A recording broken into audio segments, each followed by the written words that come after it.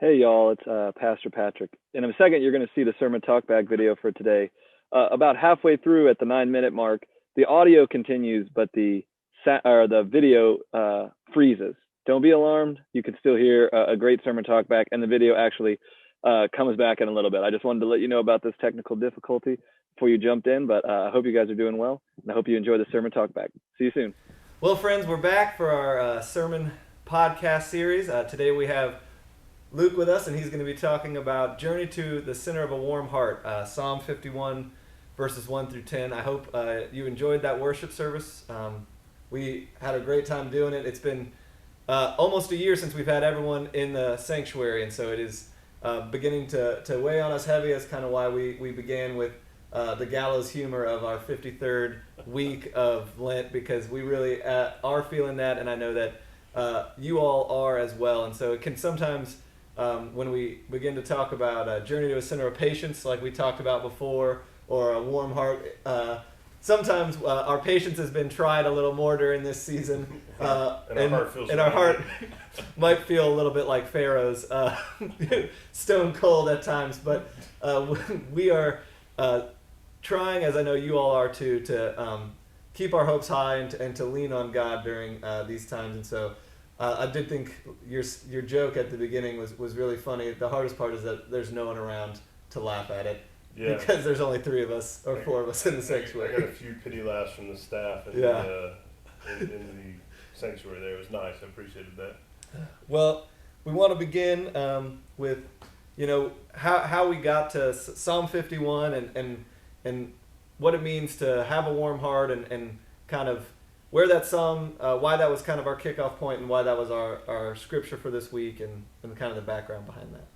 Well, we took all the verses that have the word heart in them and we put them over a wall. We threw a dart. I'm just totally joking. So Psalm 51 is really interesting because it's one of about 7 psalms that are psalms of repentance, psalms that have connection, we believe, to direct acts of people that participate in the Old Testament and were characters and how they repented of something they had done.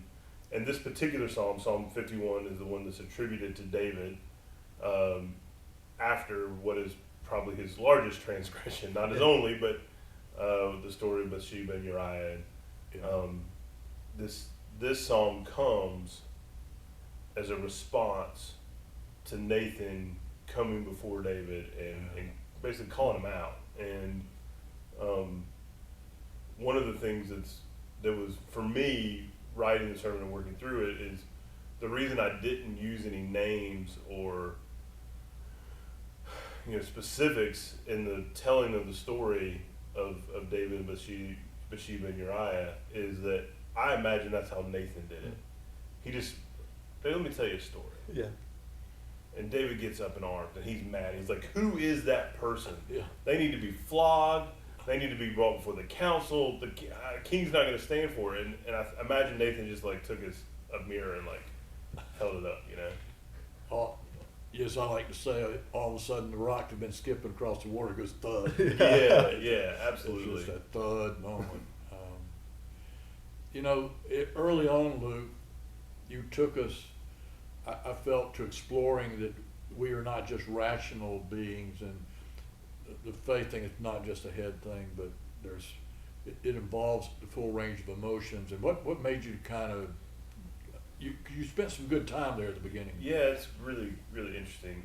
So I noticed as I was working on the sermon that the idea of the heart became really fascinating. And I found some interesting podcasts and some studies and just went down the old, internet rabbit hole on what our heart does and is. And, I'm by no means an expert, but one of the things that I found is that we think of our heart as an organ, but yet we also think of our heart in this terminology we use, like I said in the sermon, like our heart leaps when somebody walks through the door, our heart breaks when something bad happens.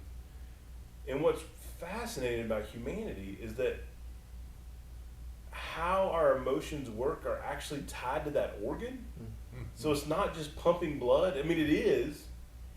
And what I think is just so important for us as Christians, as people, is that we do have those emotions, and they are connected to our heart, and they're connected to us both physically and emotionally and spiritually, and how we react and how we act and participate and are intentional is really important. And yet it's hard to control, and it's hard to navigate at times. Yeah, but I like, though, you made some interesting shifts of thinking that I think are very helpful, because a lot of times I teach the idea that, we can't control our emotions any more than I can control a yawn or sneeze. They just are. Mm-hmm.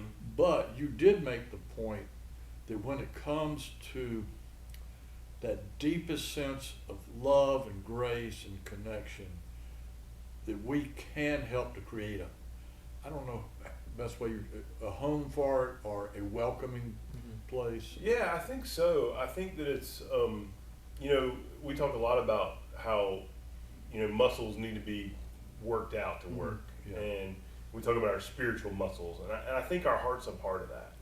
And so a part of the training of emotions isn't going to be that you don't get angry, that you don't have a flare of being upset, or that but it's that you train these kind of core pieces of who you are to be, all right, I got that reaction. How does love? How does grace?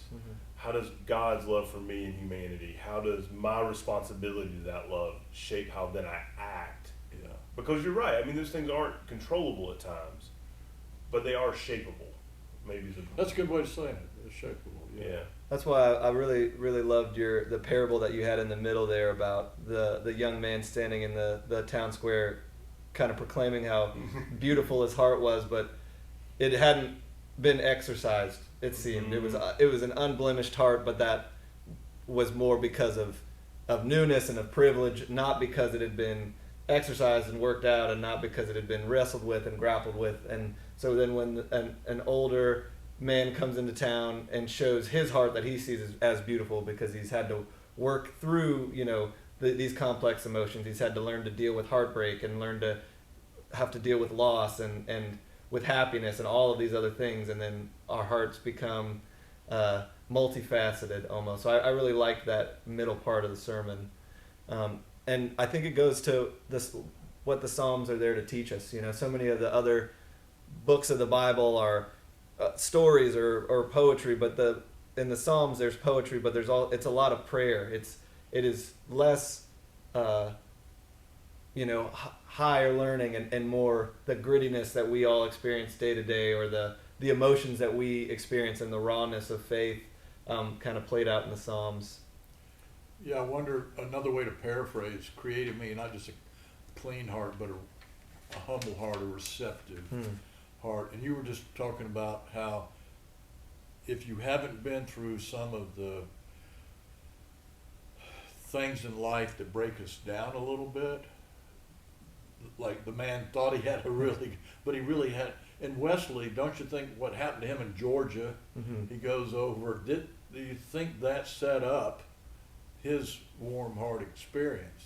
So it's really, one of the things that we say about David is that he was a man after God's own heart. It's in the scripture just as much as this psalm is. Yeah. And I think that really typifies this kind of juxtaposition that we experience as people, is that we can simultaneously be someone who, does an awful job being a missionary like Wesley did, and gets involved in an unrequited love interest, and just goes off the deep end to a certain His extent. experiment of taking faith to indigenous people just... Yeah, well, and there's so much of that we can get into, but he wasn't good at it, bottom line. Yeah. And he contributed to not being good at it. It wasn't a set of circumstances. His attitude wasn't right. He wasn't. And the same thing with David. And at the same time, there is still the opportunity and the offering of God for grace, and the ability to have a heart that's strangely warmed. The funniest thing to me is when you read Wesley's journal before the strangely warmed experience, he said he reluctantly went. I love that line. To Alderscape that night, and the reluctance might have been, like you said, they were reading the foreword to the epistle from Martin Luther. Just tired from traveling. Oh, exactly. And he was beaten down and beleaguered, and his bubble had almost been burst. Going over, he was going to be this champion of the gospel, and coming back, he kind of has his tail between his legs. Well, and that's the beauty of the parallel you're drawing between Wesley and David, because for both of them, I mean, again, I know that I started, we attribute this to David, we don't know if we read it, but we do know that he repented after Nathan confronted him. That is a part of the scriptural story. In the same way, we know that John Wesley came back and said, oh my gosh, I don't even know if I should be doing this at all, maybe. But in both instances, you have an opportunity, and I think that's part of the hope for us, even when we don't shape our emotions properly, even when we don't act out of our better self, but out of our lower self, there is still an opportunity for God's grace and God's love for us. Yeah.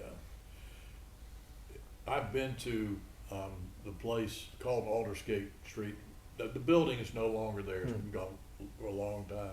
But there is a rather impressive, it's really a rather monolithic building. It's outside of the site, but there is a flame and a celebration of what happened long ago in that site. And I agree with you, Luke. People, Methodists, have often been fooled. They say, well, I need to go back and read what he heard that night. So then you're going to the head, you see? Because if you go and read Luther's introduction to Romans, I had a moment in college where I did the same thing. I was like, I was down a little bit. I was like, John Wesley did this.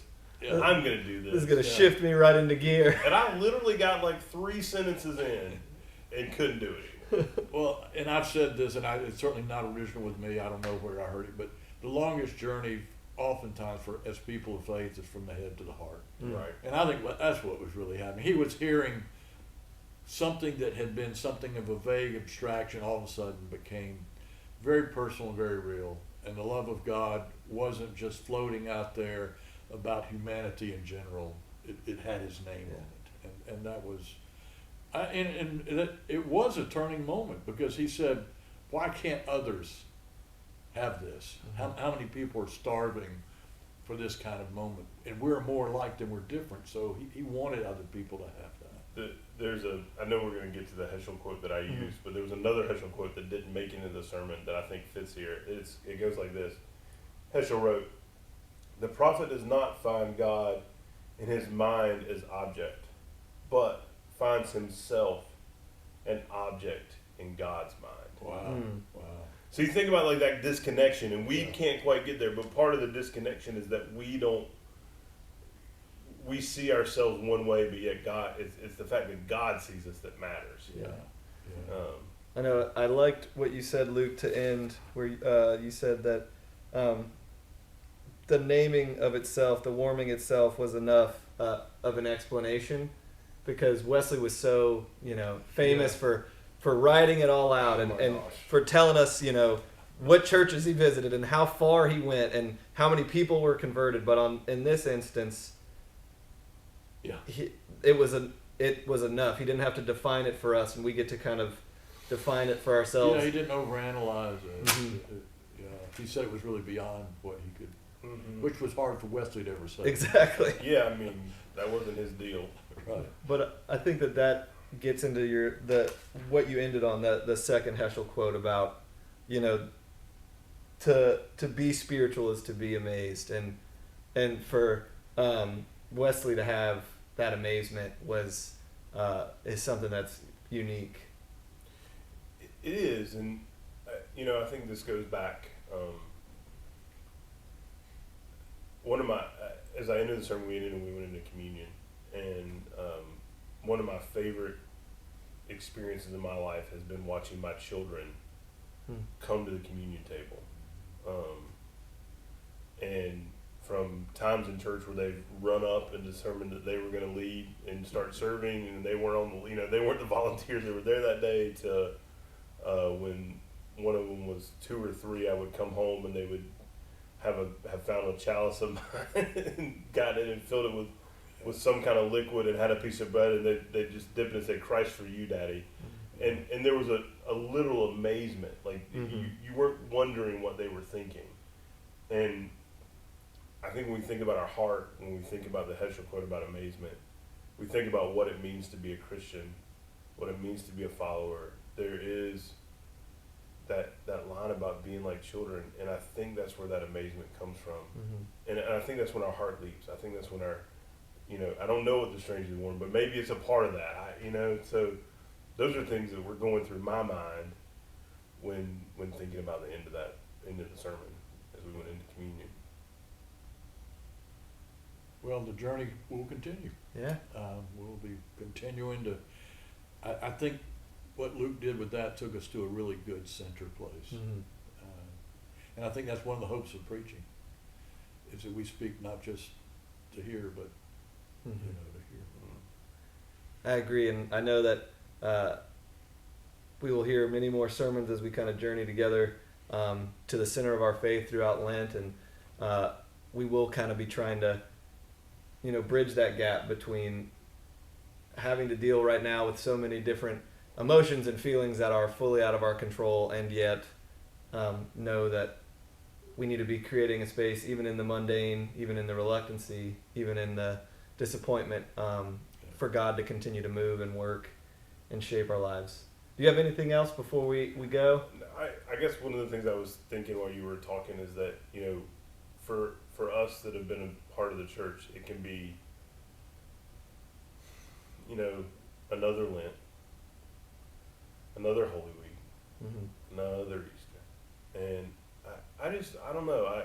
I think every time we hit one of these holy seasons, Advent, Lent, Holy Week, one of my personal hopes for me, and I hope that for everybody listening, is that, we do hold closely to that idea of amazement.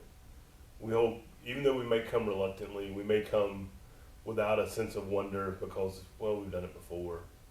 There, I don't know, to be open to the possibility of something else. And I think that's what Wesley was. I think he was open to the possibility. He didn't necessarily want to be there, but he was open to the possibility. And I think that's my hope for the last few weeks of the series and going into Holy Week, for who we are and where we're going. Yeah. Maybe we all leave some room for the surprise. Yeah. Well, friends, we'll see you next week. Have a good one.